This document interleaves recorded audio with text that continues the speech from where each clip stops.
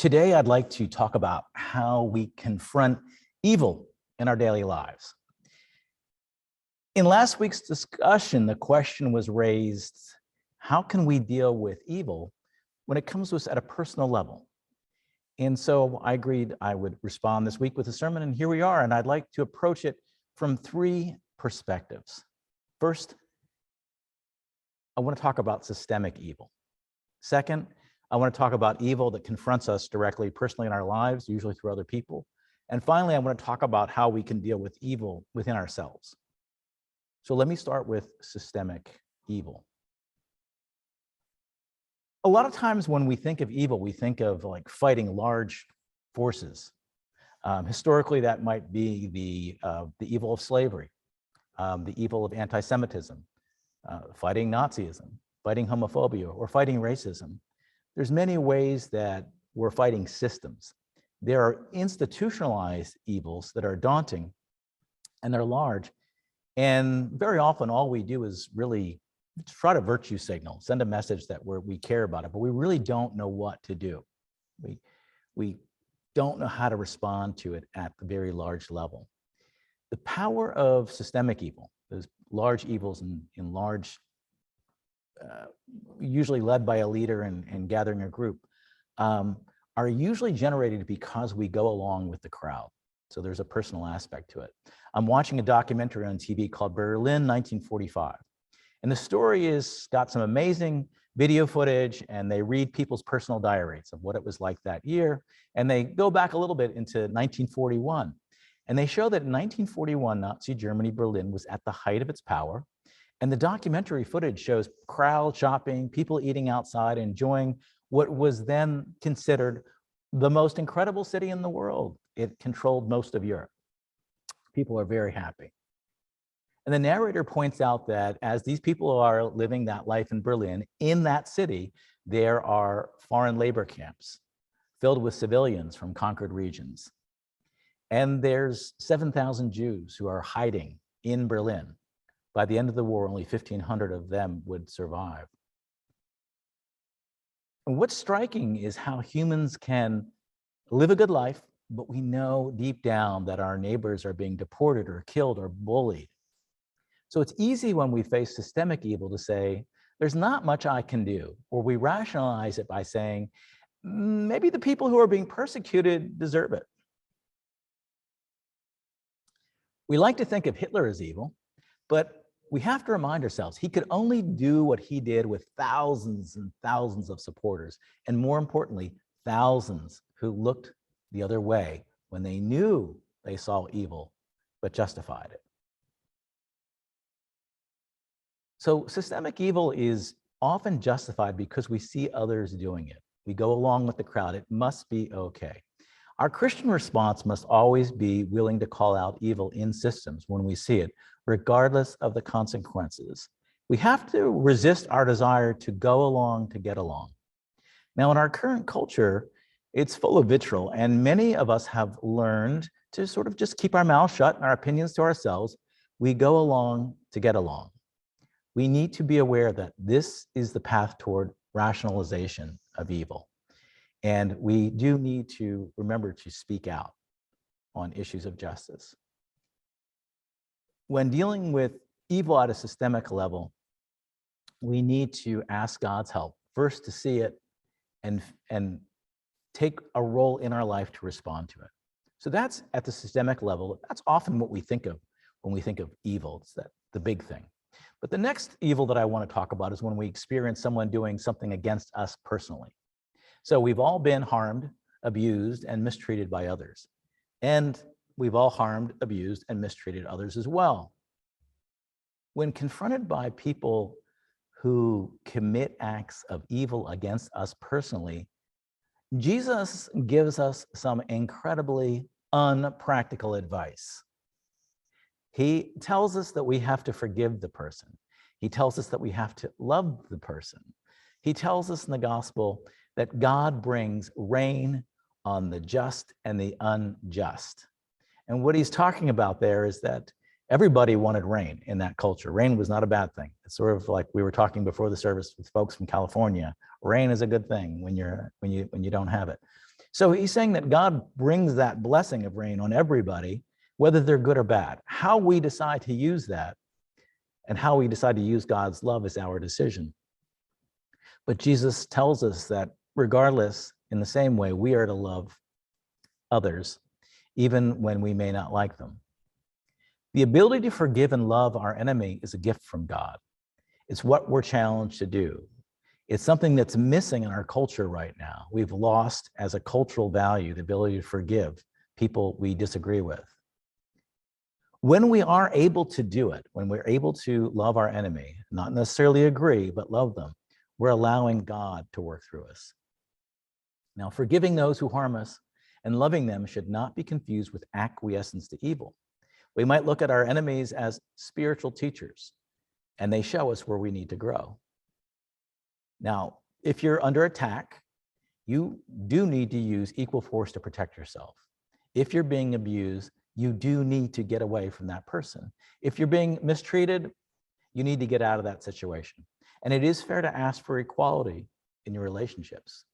We can fight for justice and we can fight for what's right, and we can still be challenged to love our enemy. That's hard spiritual work. Not easy to do, but how do we do it?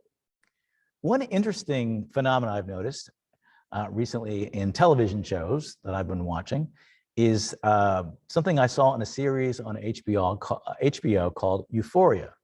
The viewer in this series is taken into the intensely sad world of a group of high school students. Now, there's plenty of sex, drugs, and rock and roll in this series, and many people cannot watch it because it's so in your face and depressing. And so as your pastor, I'm not suggesting that you go out and watch this series. I will say watch it at your own risk. But what they do that's very interesting in the series, and another series that I've watched called Orange is the New Black that depicts women in prison, is the writers begin episodes by taking you back into the early life of the characters. When you see their childhood and their innocence, you suddenly become more charitable and empathetic to that person that you see now as evil. And very often, if you're like me, I say to myself, but by the grace of God, I was raised in a different situation. And so we really can't judge. Again, it doesn't mean submitting ourselves to those forces, but there is a call to compassion, understanding, forgiveness, and love. A friend of mine recently read a biography about Donald Trump, and it was by Donald Trump's niece. And this friend of mine, he does not like Donald Trump at all. So that's putting it simple. And he said to me after he read the book, I think it was called Too Much and Never Enough, but I have not read the book, but he told me that what was frustrating was it told the story of Trump's father being a sociopath, I guess. And he said, knowing that the last president had this abuse as a child made him more compassionate to the past president, which he said it kind of frustrated him. So again, when we go back into a person's past, and we see their childlike innocence, we realize that they were created in the image of God too. And how it's manifested might be evil at this point, but we don't need to submit to evil, but we do need to love. Now, let me talk about the third area that where evil presents itself, and that is dealing with evil within ourselves. So it's a trope on many horror movies that you've seen where the person gets the call. It's usually a woman. This started in the 70s in a couple horror movies, and they call the operator to trace the call, which I guess they don't even do anymore. And they just say, someone just called and threatened me, where's the call coming from? And the operator says, the call is coming from within the house. Very eerie, very scary, great horror drama. Well, I think there's some truth in that about evil. We like to look at evil as outside of ourselves. It's there, it's in these systems, it's in these people. And so we prefer to look outside ourselves. But the best way that we could possibly fight evil in the world is to wrestle with it within ourselves. All of us have a tendency toward and a potential for evil, and we have mixed motives. I don't think anybody's completely evil or completely good, but there's a battle going on.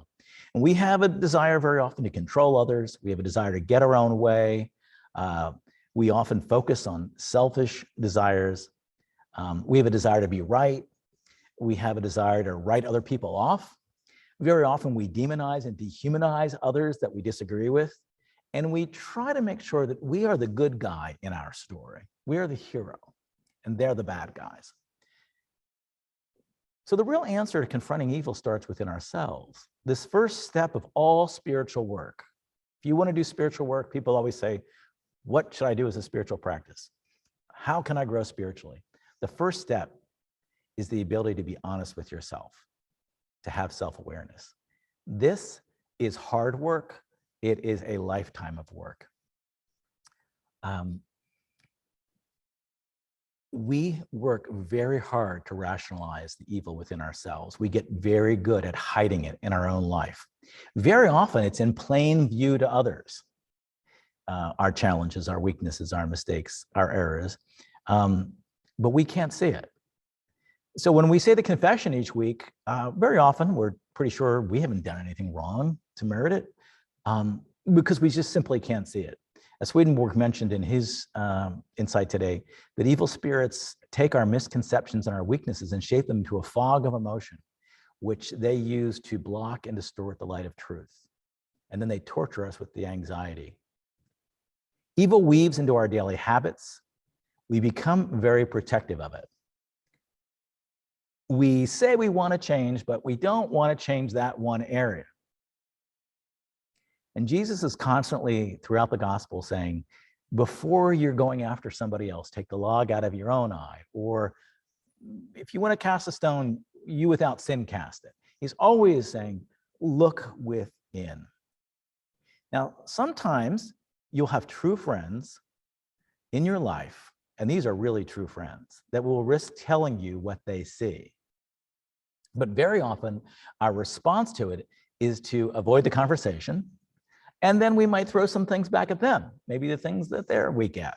You know, we will work really hard to protect it. But if we want to confront evil in our own lives, the next time that you have a trusted or loving person in your life give you feedback, simply say thank you. Don't argue, don't justify. You are getting a glimpse of the things that need to change in your life.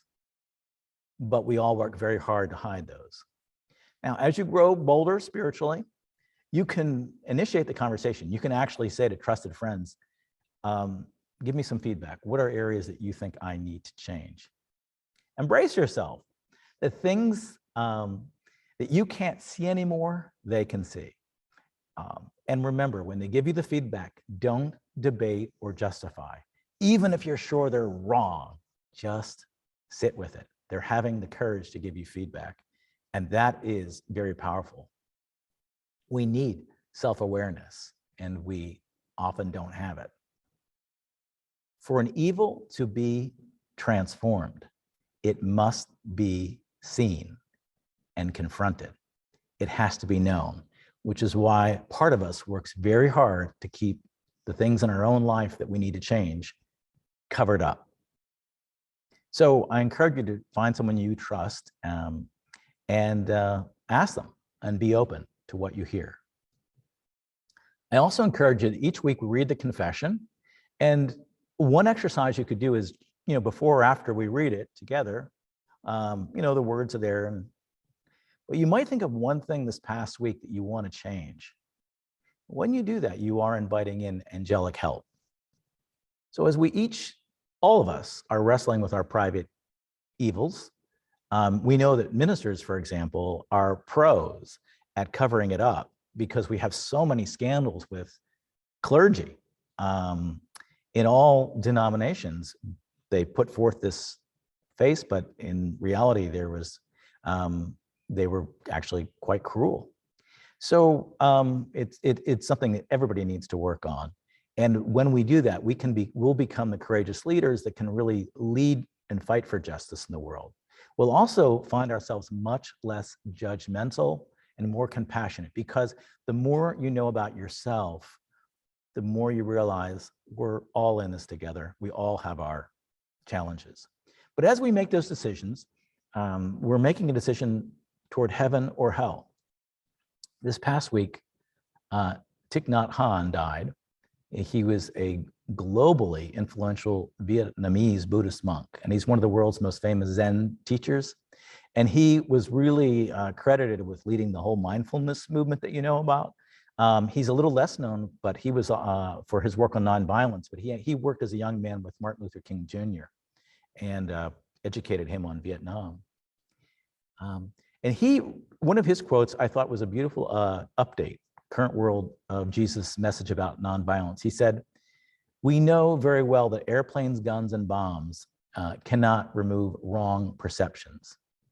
Only loving speech and compassionate listening can help people correct wrong perceptions. But our leaders are not trained in that discipline, and they rely on the armed forces to remove terrorism." So it's a challenge to move and to be educated in other ways to deal with evil.